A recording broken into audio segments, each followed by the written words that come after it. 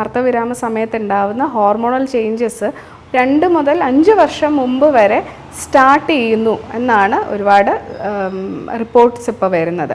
അതായത് ഒരു സ്ത്രീക്ക് നമ്മൾ പീരീഡ്സ് നിൽക്കുന്നു എന്ന് പറയുന്നത് അവരുടെ മെനോപോസിൻ്റെ ഒരു സൈൻ ആണെന്നുണ്ടെങ്കിലും അതൊരു 2 to 5 ഇയേഴ്സ് മുമ്പ് തൊട്ട് തന്നെ അവരുടെ ആ ഒരു ഹോർമോണൽ ചേഞ്ചസ് ആ ബോഡിയിൽ കാണുന്നുണ്ട് എന്നുള്ളതാണ്. അപ്പോൾ ഈ വെയിറ്റ് ഗെയിൻ വരുമ്പോൾ തന്നെ അതുമായിട്ട് അസോസിയേറ്റ് ചെയ്തിട്ടുള്ള മറ്റ് പ്രശ്നങ്ങൾ, പൊതുവേ ബാക്ക് പെയിൻ ഉള്ളവരാണെങ്കിൽ ബാക്ക് പെയിൻ കൂടുക, അതുപോലെ മുട്ടുവേദന, അങ്ങനത്തെ ജോയിൻ്റ് ഇഷ്യൂസ് അതിൻ്റെ ഒപ്പം വരിക.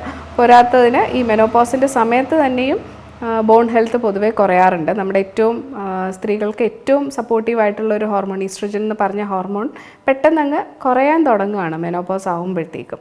അപ്പോൾ ആ ഒരു ഈസ്ട്രജൻ സപ്പോർട്ട് കുറയുന്നതുകൊണ്ട് തന്നെ അതിൻ്റേതായ ഇഷ്യൂസ് സ്ത്രീകൾക്ക് ബോഡിയിൽ കാണാറുണ്ട്. ഈ ഒരു ഏജ് ഗ്രൂപ്പിലുള്ള സ്ത്രീകളിൽ നേരത്തെ ഞാൻ പറഞ്ഞ പോലെ അവർക്ക് ഏറ്റവും എവിഡൻ്റ് ആയിട്ട് അവർക്ക് വരുന്നൊരു സിംറ്റമാണ് അവരുടെ പെട്ടെന്നുള്ള ഒരു വെയിറ്റ് ഗെയിൻ. അപ്പോൾ ഈ വെയിറ്റ് ഗെയിൻ വരുമ്പോൾ തന്നെ ഈ പറഞ്ഞ പോലെ അവർക്ക് ജോയിൻറ്റ് ഇഷ്യൂസ് സ്റ്റാർട്ട് ചെയ്ത് തുടങ്ങും. പ്രത്യേകിച്ച് ബാക്ക് പെയിനും മുട്ടുവേദനയായിട്ടാണ് മിക്കവരും നമ്മുടെ ഒ പിയിൽ വരുന്നത്.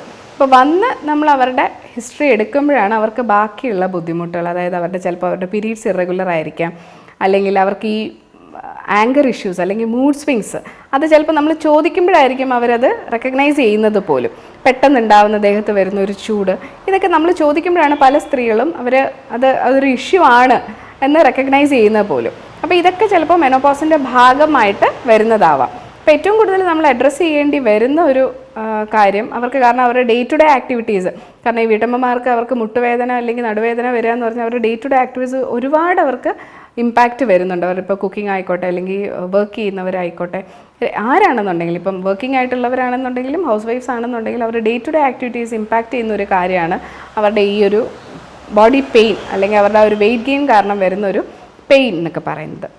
അപ്പോൾ ഇതിന് നമുക്ക് ആയുർവേദത്തിൽ എന്തെങ്കിലും ചെയ്യാൻ പറ്റുമോ എന്നുള്ളത്, ഒന്ന് അവരുടെ ഇപ്പം കാൽഷ്യം, വൈറ്റമിൻ ഡി, ഇത് രണ്ടും ചെക്ക് ചെയ്ത് നോർമൽ ആണെന്നുള്ള കാര്യം ഉറപ്പ് വരുത്തുക. കാരണം ഞാൻ നേരത്തെ പറഞ്ഞു ഈസ്ട്രജൻ സപ്പോർട്ട് വിഡ്രോ ആവുന്നതോടുകൂടി നമ്മുടെ ബോൺ ഹെൽത്തും കുറയും. അപ്പോൾ ബോൺ ഹെൽത്ത് നമുക്ക് അസസ് ചെയ്യാൻ പറ്റുന്നതാണ് നമ്മുടെ ഒരു വൈറ്റമിൻ ഡിയും കാൽഷ്യം, ബോൺ മിനറൽ ഡെൻസിറ്റി.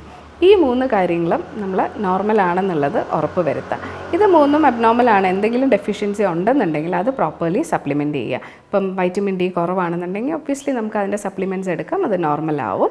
അതുപോലെ തന്നെ കാൽഷ്യം സപ്ലിമെൻറ്റേഷൻ ആവശ്യമാണെന്നുണ്ടെങ്കിൽ അതെടുക്കുക. പിന്നെ ഈ സമയത്ത് അവർക്കുണ്ടാവുന്ന വെയിറ്റ് ഗെയിൻ ഒരു പരിധി വരെ അത് ഹോർമോണലാണ്, ഒരു ഹോർമോണൽ ഫ്ലക്ച്വേഷൻ കാരണം വരുന്ന ഒരു വെയിറ്റ് ഗെയിനാണ്. അപ്പം അതുകൊണ്ട് തന്നെ നമുക്കൊരു പരിധിക്കപ്പുറം അത് നമുക്ക് കൺട്രോൾ ചെയ്യാനും പറ്റില്ല. പിന്നെ ഈ ഒരു സമയത്ത് അവർക്ക് അത് ചെയ്യാൻ പറ്റുന്നതെന്ന് വെച്ചാൽ അവരുടെ ഡയറ്റ് നന്നായിട്ട് ശ്രദ്ധിക്കുക. പൊതുവേ ഒരുപാട് നോൺ വെജൊക്കെ യൂസ് ചെയ്യുന്നവരാണ്, ഒരുപാട് റെഡ് മീറ്റൊക്കെ യൂസ് ചെയ്യുന്നവരാണെങ്കിൽ അതൊക്കെ ഒന്ന് റെഗുലേറ്റ് ചെയ്യുക. ഫ്രൈഡ് ആയിട്ടുള്ള ആഹാരങ്ങൾ പൊതുവേ ഒഴിവാക്കുക. പിന്നെ എക്സസൈസ് ഒന്നും ചെയ്ത് ശീലമില്ല, അല്ലെങ്കിൽ ഡെയിലി വീട്ടിലുള്ള ജോലികൾ മാത്രമാണ് ചെയ്യുന്നത്, ഓഫീസിൽ പോയി മാത്രം വരുന്നവരാണ്, പ്രത്യേകിച്ച് എക്സസൈസിനൊന്നും സമയം കിട്ടാത്തവരാണ് എന്നുണ്ടെങ്കിൽ ഈ ഒരു സമയത്ത് അതിനുവേണ്ടി സമയം കണ്ടെത്തിയേ മതിയാകൂ. എന്താണെങ്കിലും ചെറിയ രീതിയിൽ എന്തെങ്കിലും ഒരു എക്സസൈസ്, അതിപ്പം കുറച്ച് ദൂരം നടക്കുന്നതായിക്കോട്ടെ, വീട്ടിൽ എന്തെങ്കിലും യോഗ പോലെ എന്തെങ്കിലും പ്രാക്ടീസ് ചെയ്യുന്നതായിക്കോട്ടെ, എന്താണെങ്കിലും ഈ ഒരു സമയത്താണ് ശരിക്കും അതിൻ്റെ ഒരു യൂസ് സ്ത്രീകളിൽ കാണുന്നത്.